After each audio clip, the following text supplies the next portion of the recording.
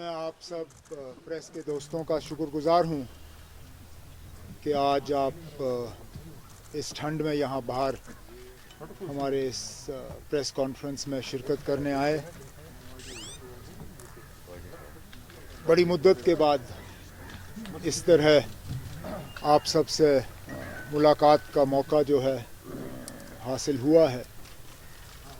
शायद पिछले साल जुलाई अगस्त के बाद ये पहली मर्तबा है कि तमाम प्रेस को एक साथ बुला के आप सबसे बातचीत करने का मौका मिला है।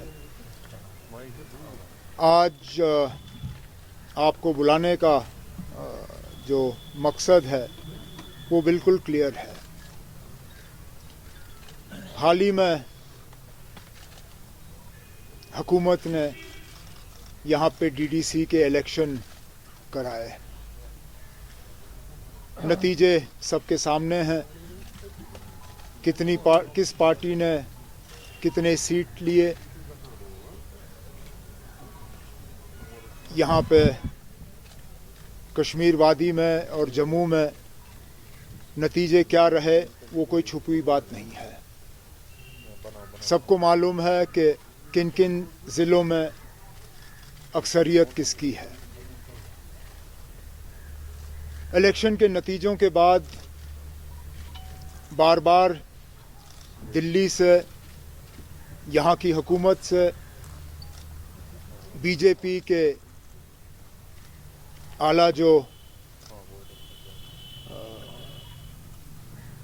स्पोक्स पर्सन्स या जो पोस्ट पे बैठे हुए हैं, उन्होंने एक ही बात कही कि ये जमहूरियत की जीत है। आज भी वज़ीर आज़म साहब जब एक सेहत को लेके प्रोग्राम का इनॉग्रेशन कर रहे थे तो उन्होंने काफ़ी सारी बातें डीडीसी इलेक्शन के हवाले से की और कहा कि ये जमहूरियत है और जमहूरियत की जीत हुई है।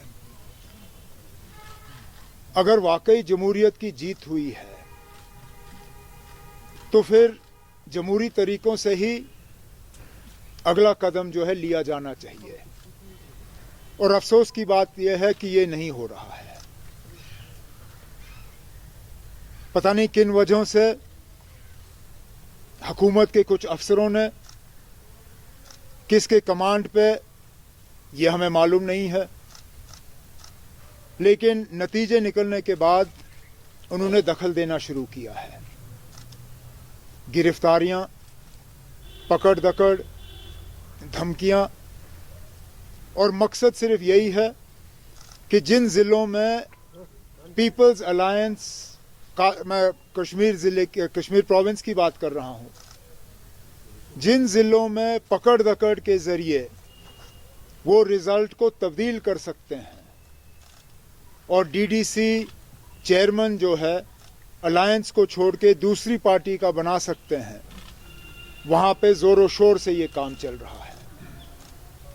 फिलहाल शुरुआत उन्होंने शुपियां ज़िले से की है।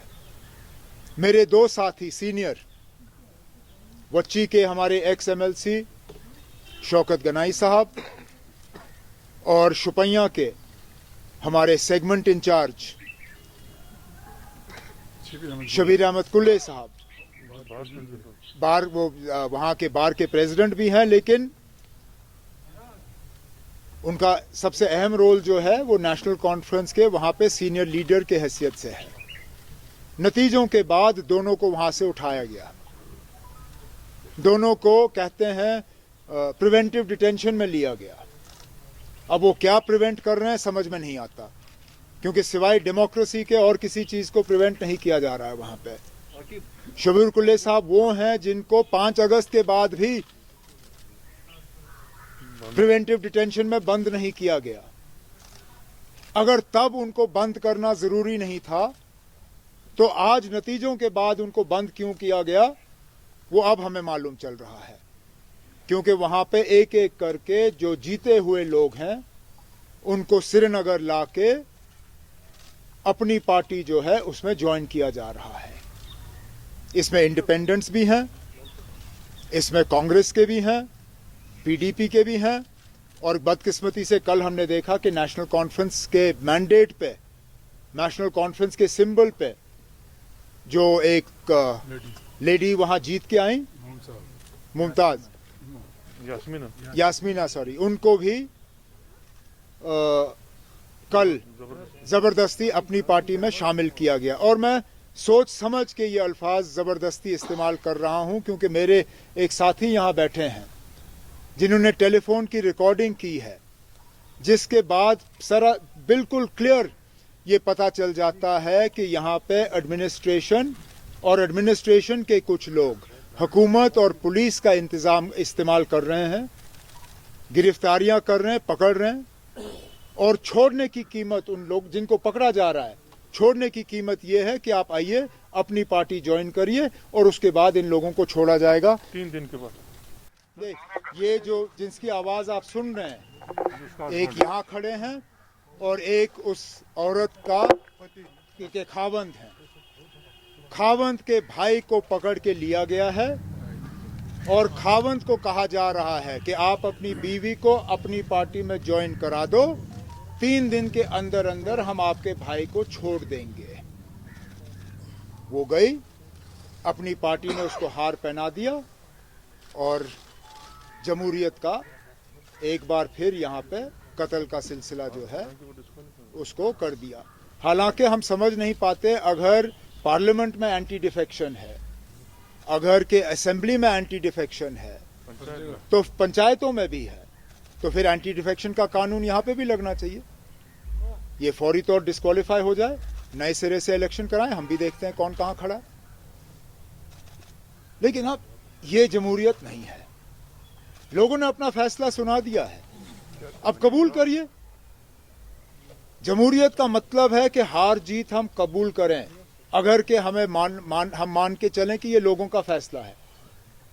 अगर हम हार गए होते हम कबूल करते कि हम हार गए, लेकिन ज्यादातर सीटें पीपल्स अलायंस को लोगों ने दी हैं। समझ में नहीं आता ये बीजेपी, अपनी पार्टी, रियासत की हुकूमत और मरकज की हुकूमत ये इस चीज को कबूल क्यों नहीं कर पाते। हम आज इस प्रेस कॉन्फ्रेंस के जरिए दोनों जम्मू कश्मीर की हुकूमत को और मरकज की हुकूमत को ये कहना चाहते हैं कि जमहूरियत के साथ खिलवाड़ मत करिए। जम्मू कश्मीर ने वैसे भी इन चीज़ों का बहुत बड़ी कीमत चुकाई है। अगर के वजीर आजम साहब खुद कहते हैं कि इन इलेक्शनों में जमहूरियत की जीत हुई है, जमहूरियत को वो कहते हैं उन्होंने दोबारा जिंदा किया है, तो मेहरबानी करके अपने एडमिनिस्ट्रेशन को, अपने पुलिस को, अपने सिविल अफसरों को कहिए कि वो इन चीज़ों में दखल ना दें।